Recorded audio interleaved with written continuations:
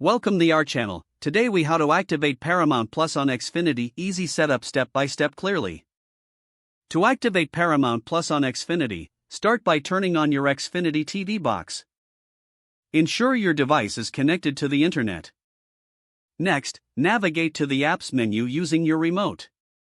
Look for the Paramount Plus app in the list of available applications. If you don't see the app, you can search for it in the App Store. Once you find the Paramount Plus app, select it to begin the installation. After the app is installed, open it using your remote. You will see the option to log in or activate your account. Select the Sign In button. Take note of the activation code displayed on your screen. Using a separate device, open a web browser. Visit the Paramount Plus activation website.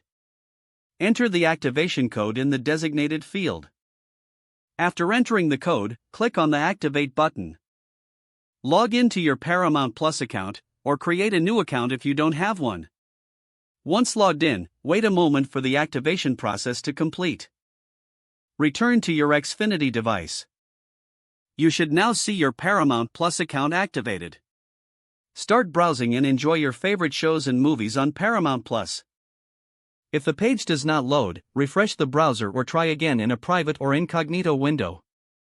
Make sure you are using the correct email address, then retype it carefully to avoid small typos.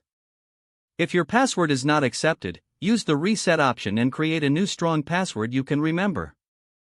Check your spam folder for verification or security emails, then complete any requested confirmation steps. Enable two-factor authentication if available to improve account security and reduce unauthorized access risk. After signing in, review your profile details so your contact information and settings are accurate and current. If you see an error message, note it down and try again after restarting your device and internet connection. Log out when you finish, especially on shared devices, to keep your account and payment information secure.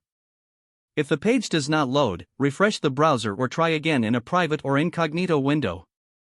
Don't forget to like this video and subscribe to our channel for more step-by-step tech guides.